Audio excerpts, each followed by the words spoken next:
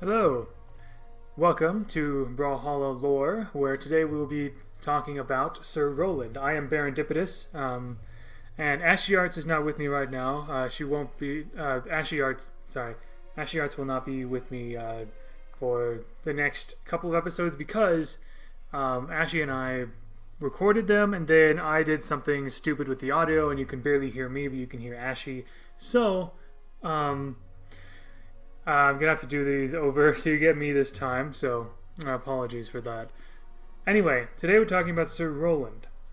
So, the Scarlet Lion. Have pity! Not all men thrust to center stage find they have the heart of Roland, nor the soul to do great deeds. Shakespeare, Henry IV, Part 3, Lost Manuscript. Interesting little note about that, by the way. So that's a reference to Roland. It's just not all have the heart of Roland. That's very similar to the first ever historical reference to King Arthur, actually. In a very old manuscript, somewhere it said, "This knight was great," or "This knight was brave, but he was no Arthur." That's literally all we have. And then someone added something, and someone else added something, and now we have the legend of King Arthur and Excalibur and Guinevere and Camelot and all of that. So, anyway, some interesting similarities there, which is rather fun. Second quote. Very short and sweet quote here. "How's my hair? Lord Sir Roland Somerset Montgomery, Duke of the Three Isles, Lord of Haversham, Slayer of the Billious Dragon, Protector of the Lithians, Victor of the Siege of Augsburg, Haver of a Great Beard, Defender of the Danes, Conqueror of Gilardia, Prince of the Glorious Summer of 14, Knight of the Order of the Exalted Lion, Honorary Abbott of Canterbury Cathedral, Champion of the City of Bath, Marshal of the Eastlands, Knight of the Crimson Buckle, Admiral of the Seven Seas, etc." As the story goes, as a young knight, bold Sir Roland vanquished the fabled Jade Knight, and for a brief moment his eyes pierced the veil between worlds. He beheld the Valkyrie Hypernia as she lifted up his defeated foe. Overcome by her beauty, Roland dedicated his life to gaining glory in hopes of seeing the Valkyrie again. For the next 50 years, the proud, bull-headed, and charming Roland won more victories, made more enemies, and broke more hearts than any knight of his time.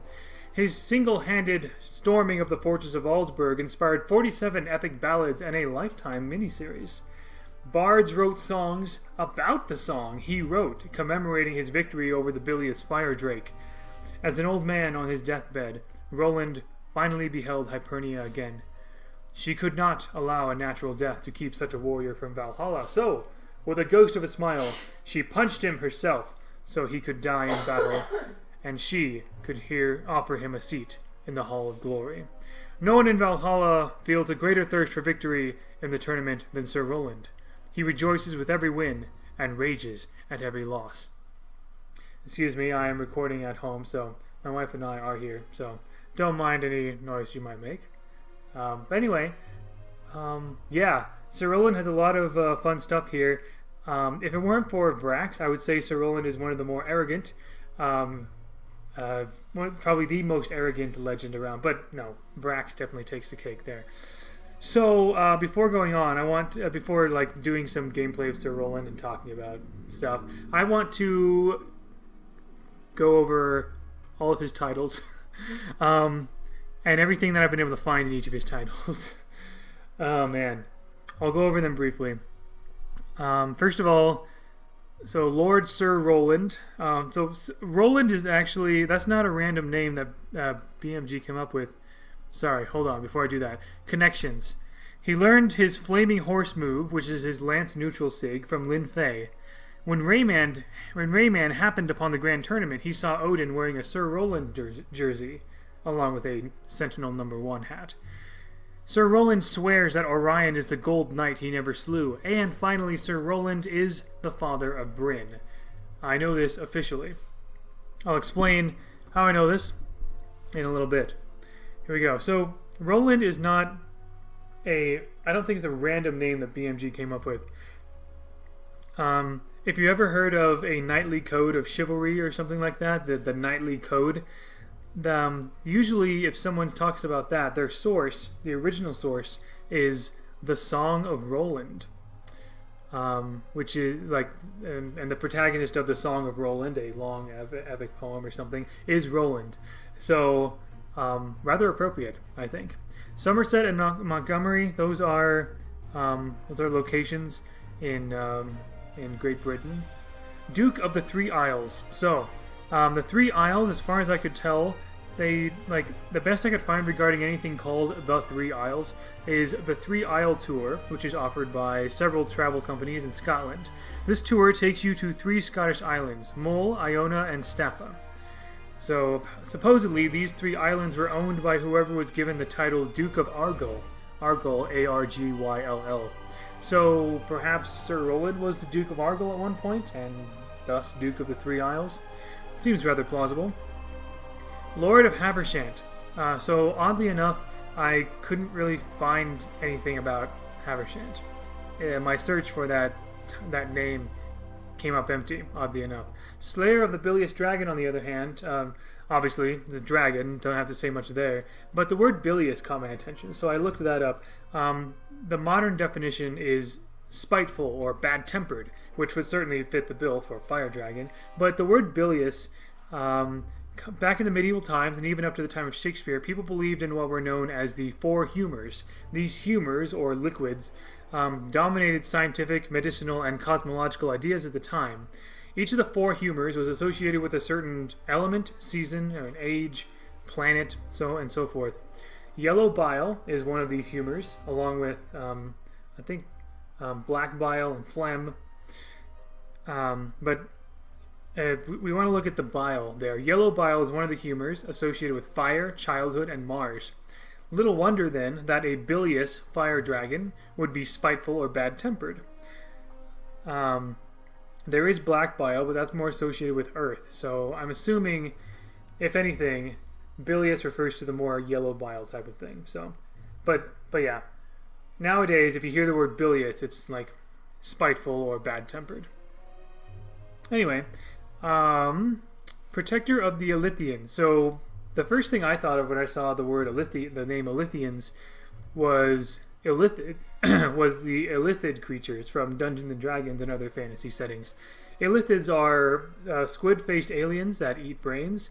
Those, they're also called mind flayers. I'm assuming that's not what they're talking about here. Those are Illithids, not Illithians.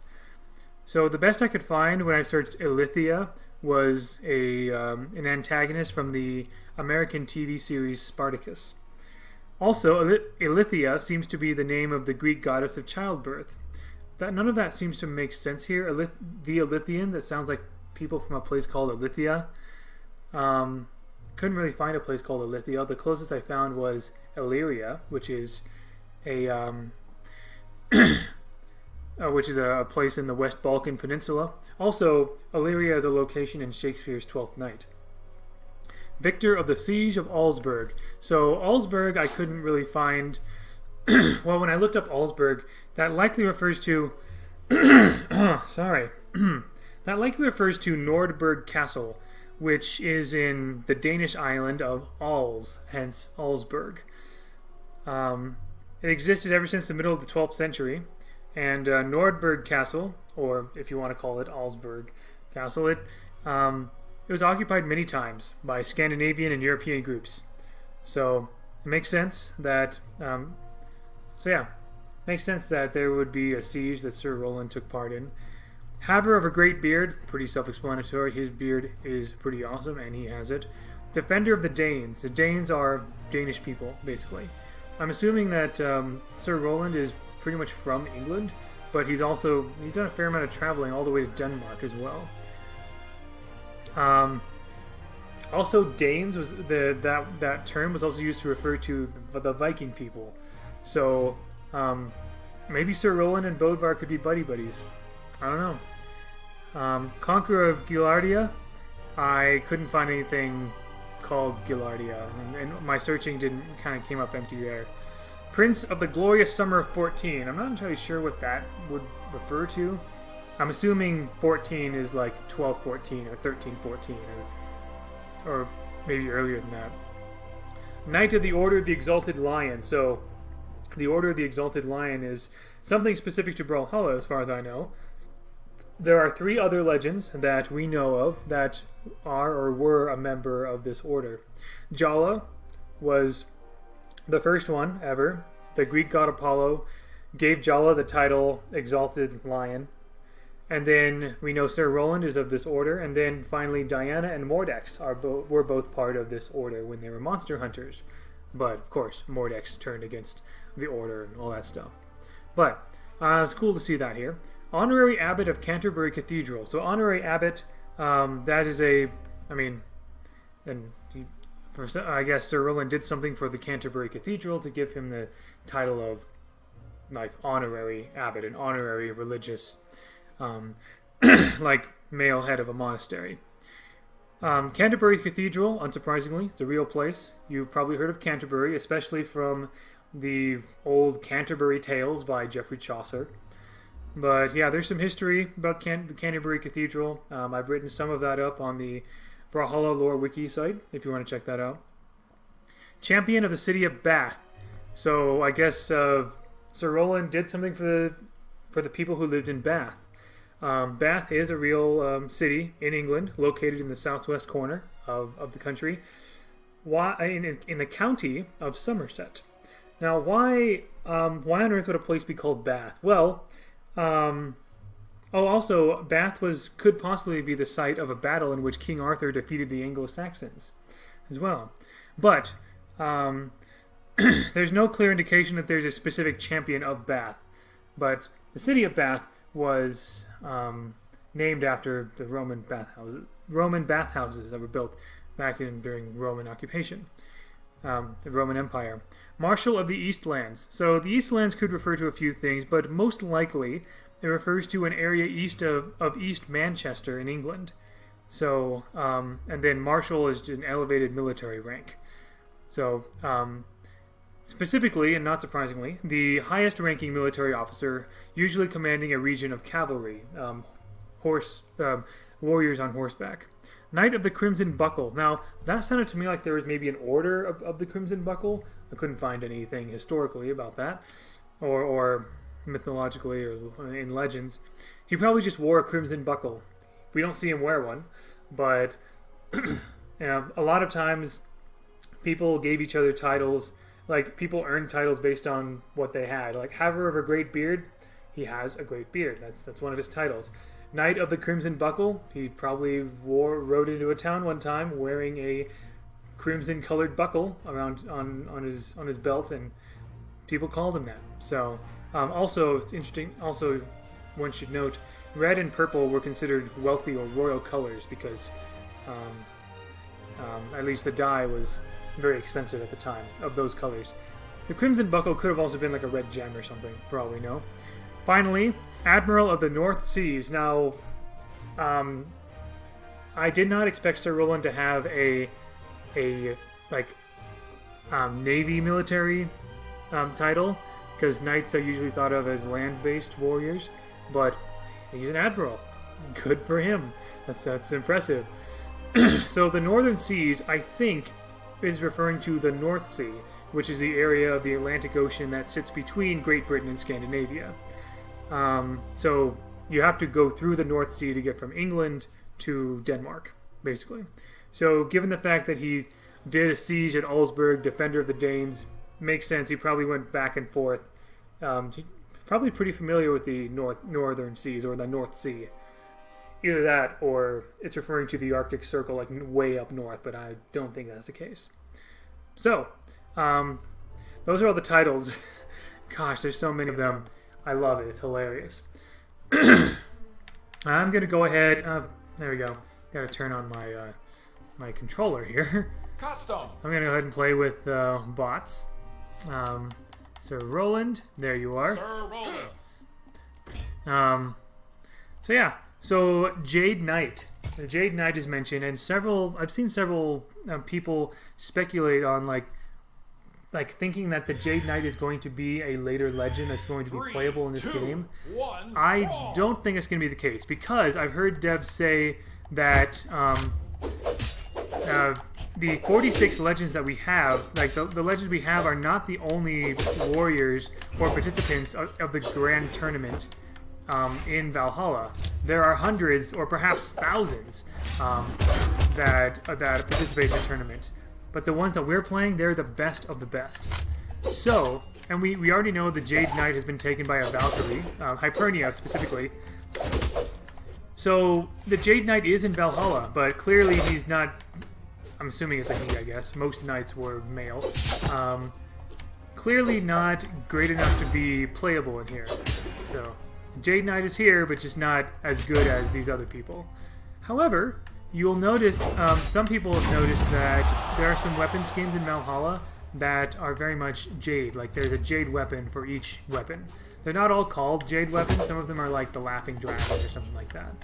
But what's interesting about that is that, at first I kind of imagined the Jade Knight being based in Great Britain, right? But all these Jade weapons have Oriental designs. That makes sense. Jade is considered to be a more Oriental type of gem or precious stone. Maybe the Jade Knight is actually from, I don't know, China, Japan? Oh yeah, Flaming Horse. This move right here. Lin Fei taught him this, the Flaming Horse. So you have Lin Fei to thank for that. Let's see, what else in the lore? Oh, Hypernia and his relationship with Bryn. So, Hypernia, so apart from Bryn, Hypernia is the only, like, Valkyrie with a name in the lore so far. I don't know if that means Hypernia is a especially powerful or important Valkyrie, but probably just because of her relationship with Bryn. Like, she's Bryn's mother. Now, I saw a lot of speculation for a while that Hypernia that Sir Roland is Bryn's father, and Hypernia and Sir Roland are the parents of Bryn. I was not convinced for a while, honestly. Kind of like with the whole Hattori and Jiro thing, because it was not stated explicitly in the lore, right? Like, wouldn't Blue Mammoth Games just say so?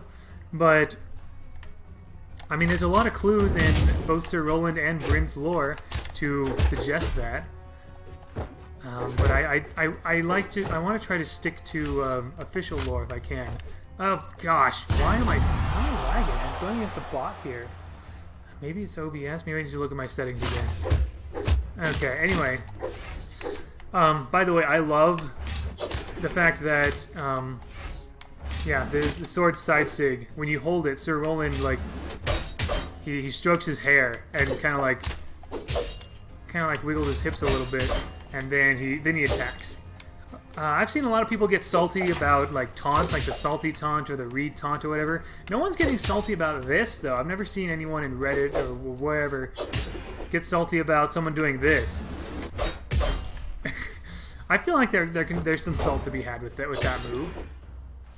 Anyway, what convinced me that it was official, that Sir Roland was Bryn's father? Well, one time I came across a tweet from several years ago, I think it was 2017 maybe, on the official Brawlhalla Twitter account. It was a Happy Father's Day post. They were showing off a new podium or something, and Happy Father's Day, and it showed Sir Roland and Bryn together in the same image. Player 2 wins. So the fact that Blue Mammoth Games presented that told me, okay, this is real. This is a real thing in the lore. So if the actual lore itself doesn't convince you, the fact that Hypernia said to Bryn that her father was a very charming mortal or something like that, Sir Roland. then if that official Twitter post does not convince you, I don't know what does. I have a link to the Twitter post in the Hypernia page on the Brawlhalla lore wiki. So, yeah. Anything else? I guess I can mention a few brief things about like what time Sir Roland might have lived and where exactly. So, we would all say medieval times, right? So, let's see. So yeah, so the medieval times was about 12th to 15th century. Most of the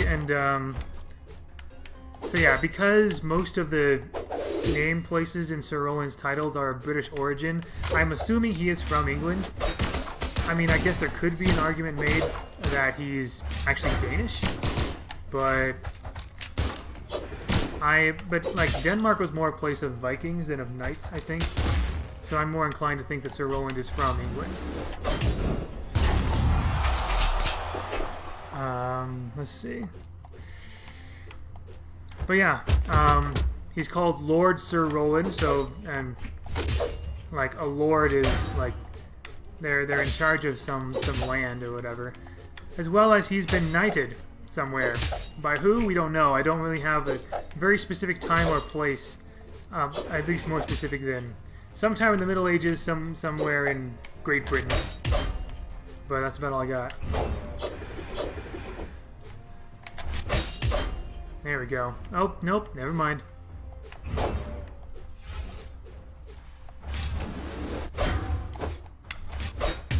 There, okay. Perfect. I think that might actually be all. Oh, I talk about his weapons. So, lance and sword, those are weapons that knights use, right? Like, that's quite obvious. And it's funny that it's a rocket lance, though. I could have hit it in the mine if I did sooner. But, yeah, so that makes a lot of sense. But, let's see. Trying to read the lore and play at the same time. But yeah, sword and lance are obvious choices for weapons. It should be noted, though, that swords were probably not used very often to slash armored foes. Instead, because, like, if you're going against someone in armor, why would you want to slash them? It probably wouldn't really go through the armor unless you were able to hit a joint or something. So instead, if you're going against someone in armor, you would prefer bludgeoning weapons, right? Hammers, maces, and such. Well, they're much better for bashing in metal. But yeah, swords are more used for thrusting, for kind of like getting into the weak spots of armor, or getting the weak spots of like kinks in chainmail or something. But yeah, like swords, lances are also more of a piercing kind of weapon. And no doubt Sir Roland is really enjoying the new features built into the rocket lance. Player 2 wins. So that is Sir Roland. And I reached level 7 and got more heatwave colors. Cool. That is all I have on Sir Roland. Thank you very much for watching. And until next time, GG, fellow lore nerds.